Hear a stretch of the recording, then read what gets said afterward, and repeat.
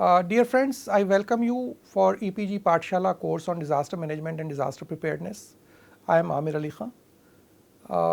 During this unit, we are going to discuss about basic concepts of disaster management and what is disaster preparedness and how we can mitigate the impact of disasters. So, what is disaster management? Disaster management is basically a science through which we try to mitigate the impact, to minimize the impact of impending disasters, and we do take proactive measures before disaster and try to manage the event by taking some steps through which we can provide some consolation, some relief to the affected community. To explain further disaster management, concept of disaster management, we have to define the concept of disaster management cycle. What is disaster management cycle? Disaster management cycle is nothing but the sequential management of an event which is leading to a disaster. So, to begin with, the disaster management cycle generally starts with a happening of an event or a disaster. So, what is the first step after a disaster has taken place? So, we have to look for the survivors and we have to take search and rescue operations. So, the first step in disaster management cycle is search and rescue. So, at search and rescue stage itself, you need some sophisticated equipments, you need trained manpower, you need so many things. So, first you have to search the survivors, then you have to rescue them. So, when we are talking about rescuing, so there are specialized agencies for search and rescue, but most of the time, or you can say at the majority of time, a local community is responsible for this action. Specialized agencies, which we are going to discuss at the later stage, like NDRF, SDRF, police and other agencies involved in that, they come slightly later. But the first responder is the community. So, we have to build the capacity of communities to do search and rescue. Those who have been survived the disaster and those who have been rescued need to be provided some relief.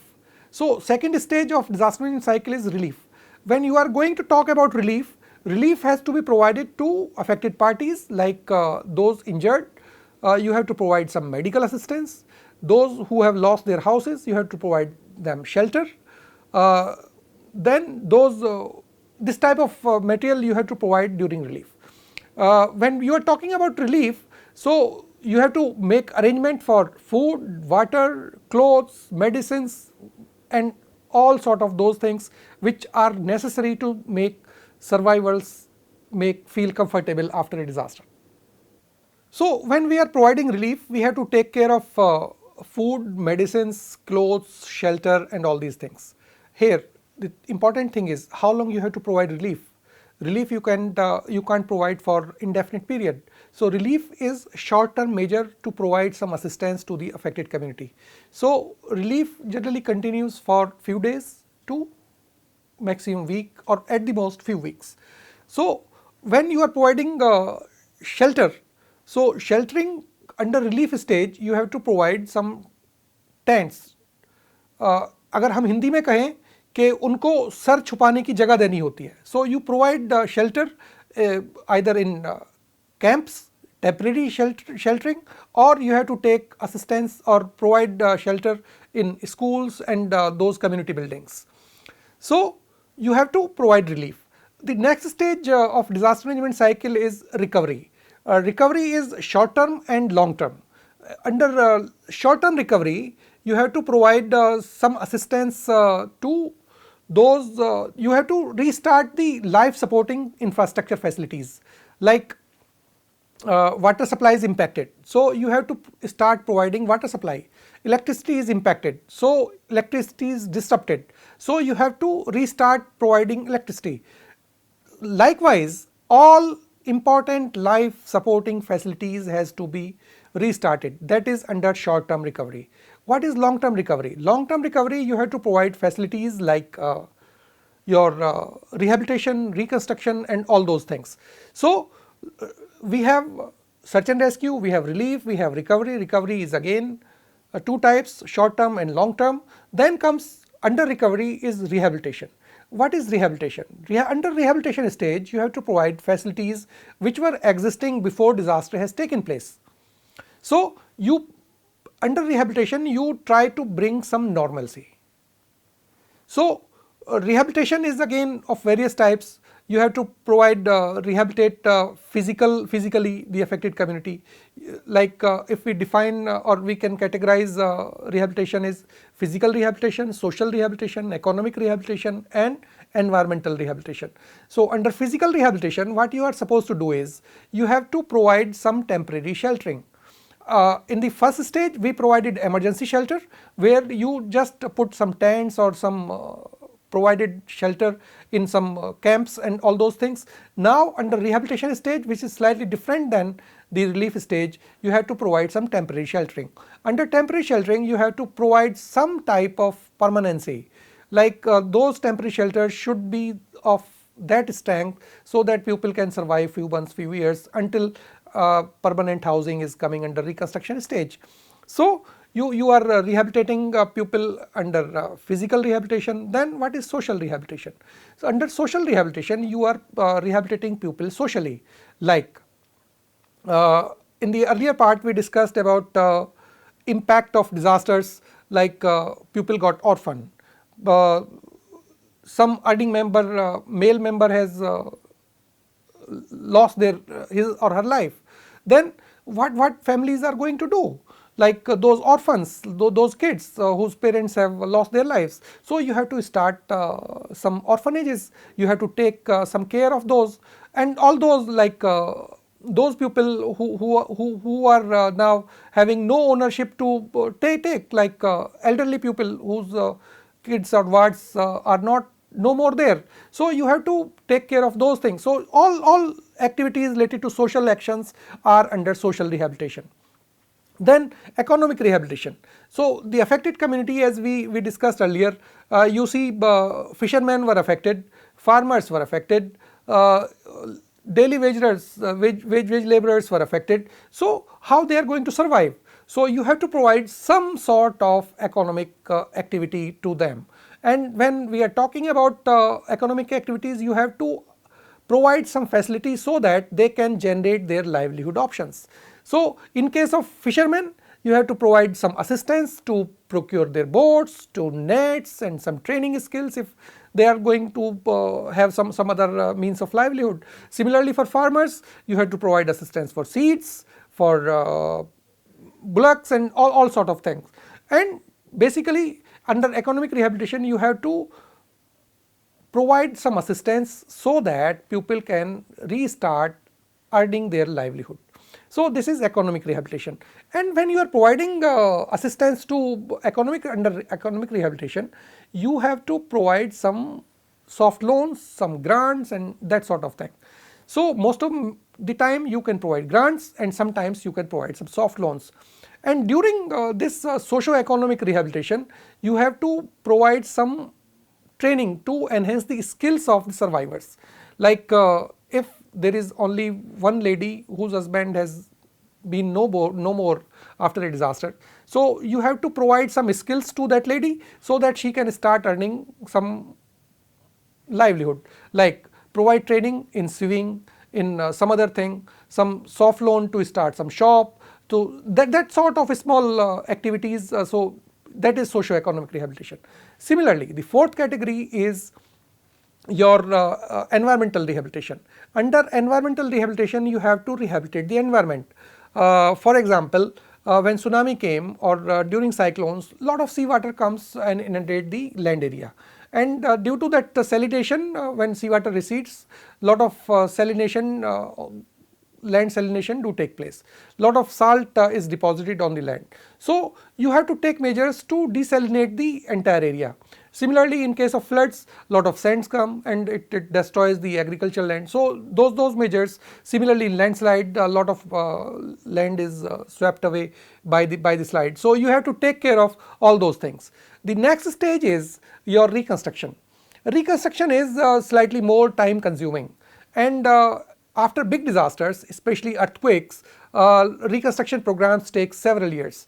And under reconstruction stage, you have to take care of building the infrastructure facilities, building the fully damaged villages, and sometimes you have to relocate the affected villages. So reconstruction takes a lot of time, like for example, after Gujarat earthquake, several villages were reconstructed, rebuilt. So it took several years, 5, 6, 7 years to rebuild the entire facility. When you are building, reconstructing the entire facility, entire village, so you have to provide some better version of facilities which were existing before disaster. So when we are going for reconstruction of the damaged facility, we take slightly more efforts in making the facilities under reconstruction stage slightly better than whatever existing before disaster. So we do say building back better approach. So whatever you are building in reconstruction stage, it should be in a better manner, so that it's a disaster management cycle. Disaster is coming again. So in the next cycle of disaster, your facilities which you have already constructed should survive the next cycle of disaster. So under reconstruction stage, you have to take the approach of building back better. So up till now, we have discussed search and rescue, relief, recovery, rehabilitation and reconstruction. So all these activities are post disaster management, second half of disaster management cycle. What is there in the first half of disaster management cycle? So in the pre-disaster management part, or first half of disaster management cycle, there are various stages which are prevention, mitigation and preparedness.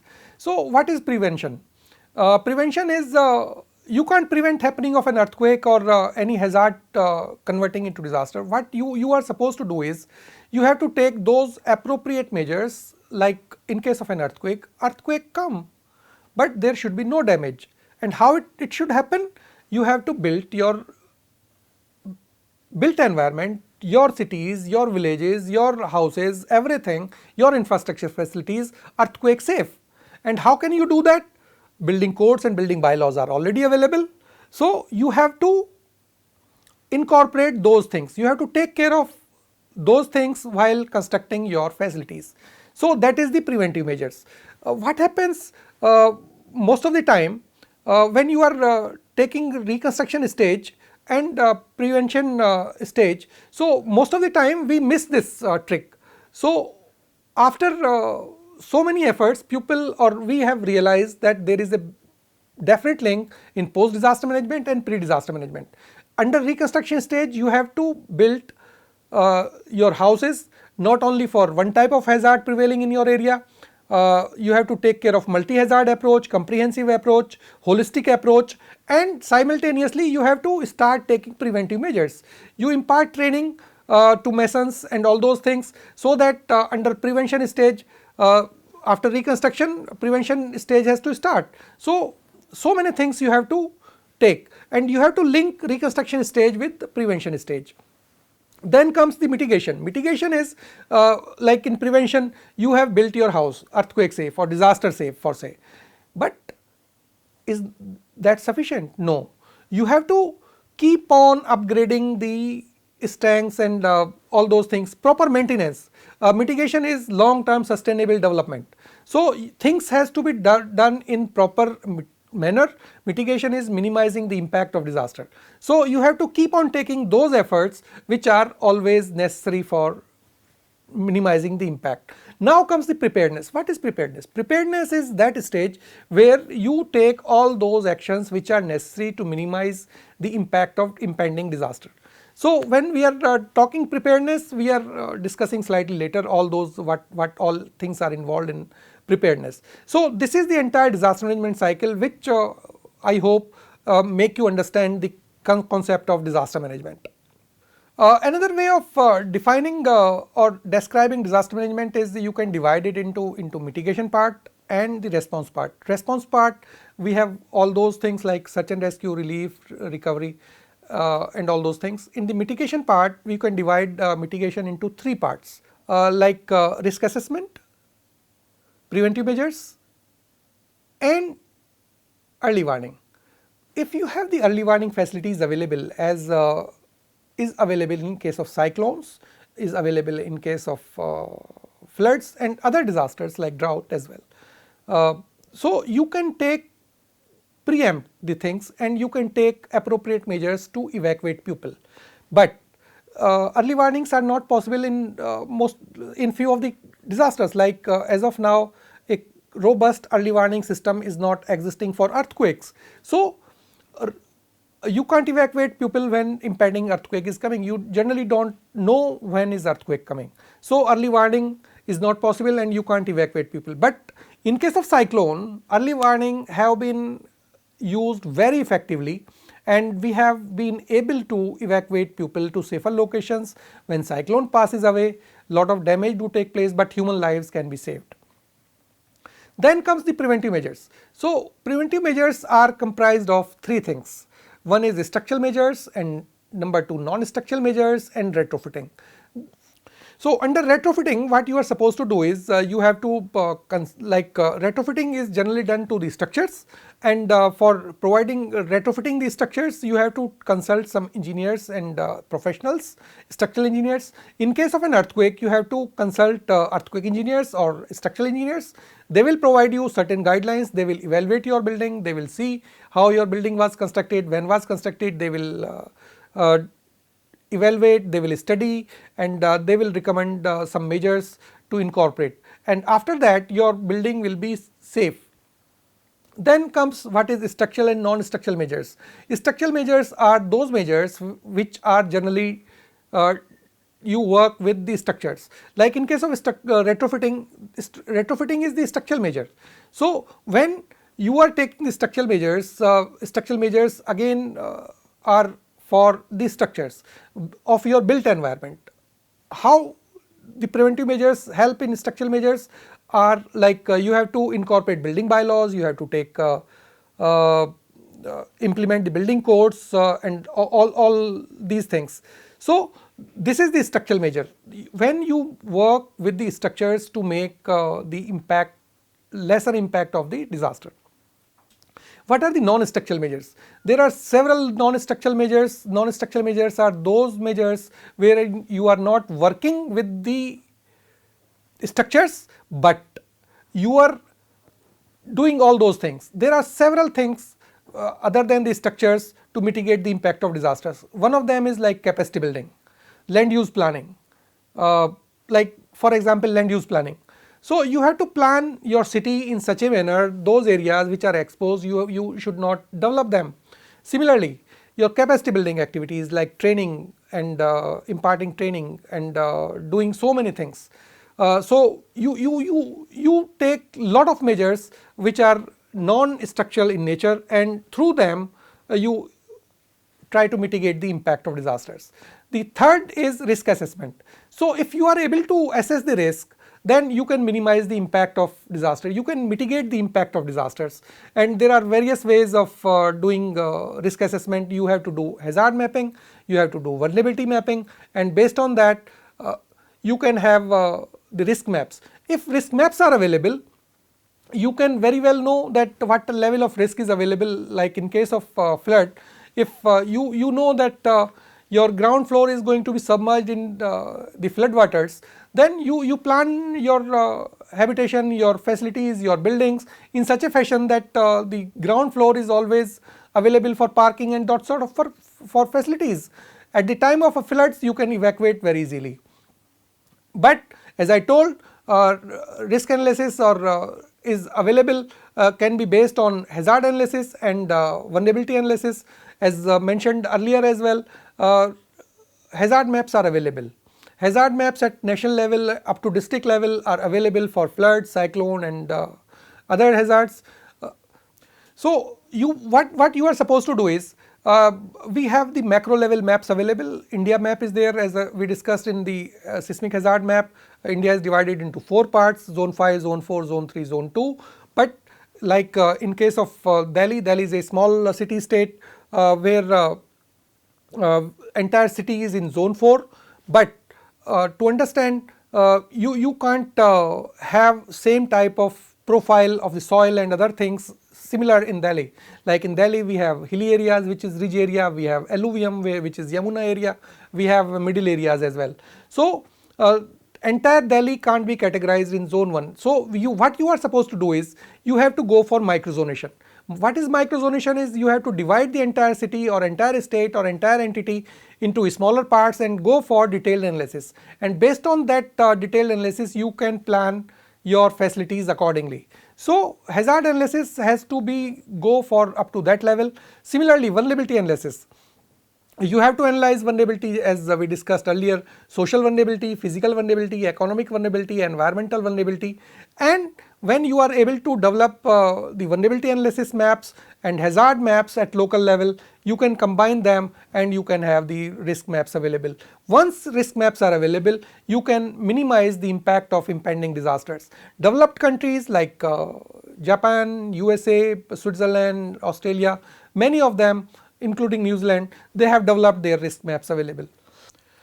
So let us change the topic from basic concept of disaster management to some who are the disaster managers. Generally disaster are managed by the government, and basic responsibility of managing disasters are of that the concerned state government. So state governments are responsible for managing disasters. Central government provides assistance in terms of financial and other logistical support. We have a Disaster Management Act which was passed by the Parliament in 2005. According to that, we have a big and robust disaster management institutional mechanism existing at national level, which defines disaster management into 3 tiers disaster management system. We have a national system, national level agencies and organizations which are managing disasters. We have state level agencies which are managing disasters, and we are having district level agencies which are managing disasters.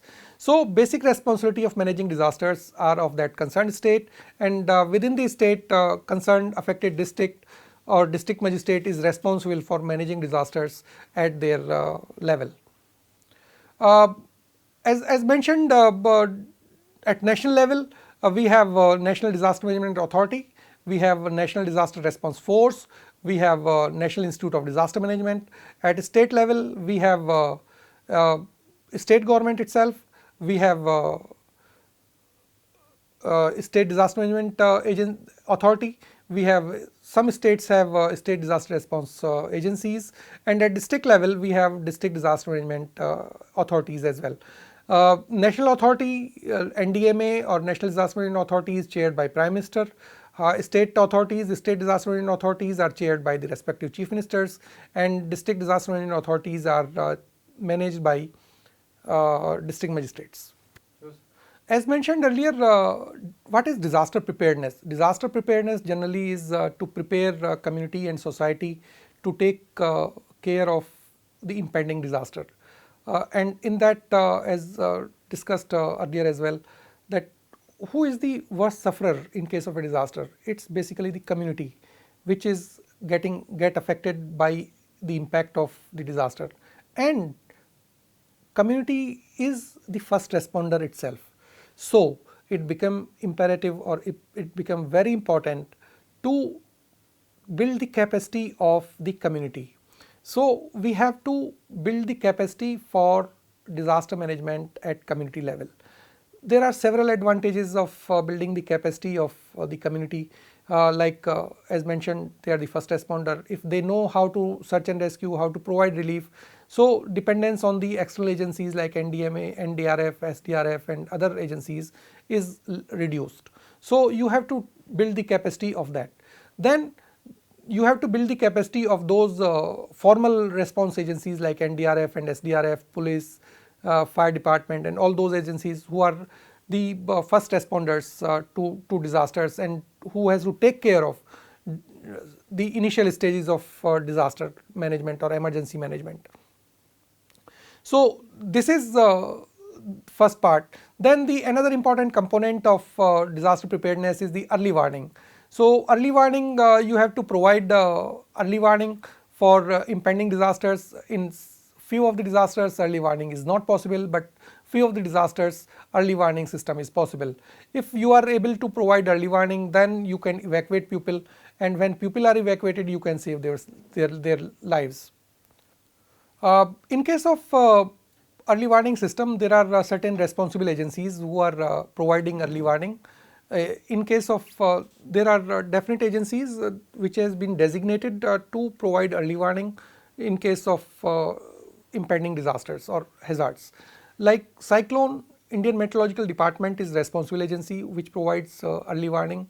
They provide forecast and then provide early warning. In case of tsunami, it's INCOIS system in Hyderabad. Heat and cold waves, it's provided by IMD again. Floods, it's the Central Water Commission which provides the early warning. So similarly, various agencies are responsible and they provide early warning to the impending hazards, and based on the early warning you have to provide end to end early warning to the communities.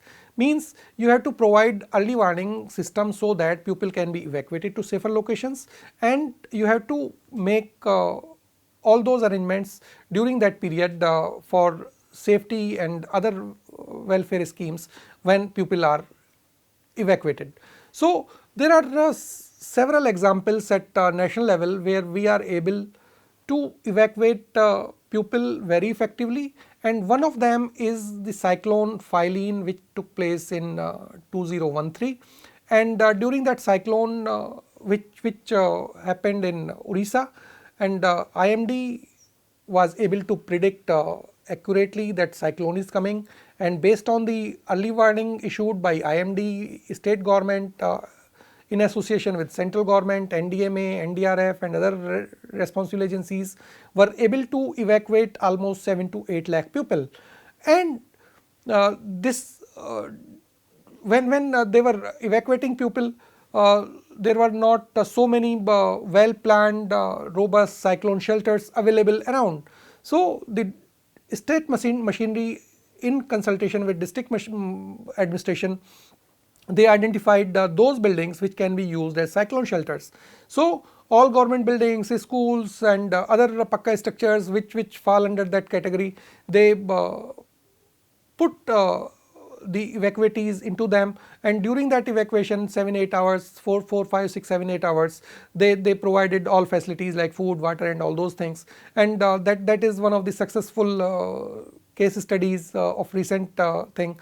And the best part is the efforts made during that cyclone Phylline has been recognized as one of the best international practices, and that is one of the achievement of Government of India, Government of Orissa and every one of us, and that gives a lot of positivity to the entire system of disaster management when our best efforts were recognized by the international agencies. The third component of the disaster preparedness is that you have to prepare disaster management plans, and disaster management plans, while preparing those plans you have to take care of your hazard, vulnerability and everything, and besides that you have to take care of your stocks, your equipments necessary for search and rescue and relief, stocks necessary for providing relief. You have to compile the list of all possible resources which require which you have to ensure their availability. You have to develop the contact list, and you have to develop a robust disaster management plan. And the disaster management plan, when developing, you have to take care of involve all stakeholders available at that level. So disaster management planning is the key for robust disaster management preparedness. So disaster management planning or disaster management plans are an integral part of preparedness measures or entire disaster management. Based on those disaster management plans, you can plan your search and rescue, relief, recovery activities. So planning everything post-disaster scenarios, in pre-disaster scenarios is your disaster management planning. So disaster management plans need to be developed, and those need to be developed in consultation with the concerned stakeholders. So disaster management plans need to be developed in consultation with the concerned stakeholders And disaster management plans again need to be developed at various levels. We have the national plan, states have their state plans, we have district plans, we have local level plans, you can develop plans up to village level, community level, or even household level, your family plan. So disaster management planning is the key for successful disaster preparedness. Simultaneously, we have to touch upon the international efforts made in the area of disaster management. Recently in 2015 we have Sendai declaration on disaster management. We do say Sendai framework for disaster risk reduction. So according to Sendai framework of disaster risk reduction, we have 4 priority areas and 7 targets to be achieved. By 2030 we have to achieve so many things, which includes reducing, we have defined some targets and we have to achieve those things by 2030. So what is SFDRR is a follow up of HFA, which is Hugo framework of action, which was the guiding principle at international level from 2005 to 2015. So international community is constantly coming out with the guidelines and frameworks through which we are dictating our disaster management activities at national level. So when we are working in tandem with the international community, results are really very good. So we have to work, take further on those targets, and we have international targets. Similarly, we have Asian or regional level targets. Similarly, we are in the process of developing national targets to be achieved by 2030. So we are in a very good and robust path of disaster risk reduction at national level. So just to conclude, I would like to emphasize upon a relationship between disaster and development. So when you are going for development of any kind of development at national level or any level, you have to take care of disasters, because disasters development increases your vulnerability sometimes, and same time if you are doing good type of development, that reduces your vulnerability. Similarly, disasters take lot of damages. During disasters, lot of damages do happen simultaneously, and the most important part of disaster management is disasters provide opportunities for robust development. What do I see opportunity during disaster is that when you are going for building back better and taking preventive measures after disaster, that is the opportunity. And if I quote example from post Gujarat earthquake reconstruction program, we took this opportunity and we are able to build a very strong system in Gujarat after Gujarat earthquake. We initiated retrofitting program, we initiated training of masons program. We incorporated all spheres of disaster management in our day-to-day functioning of the society and system.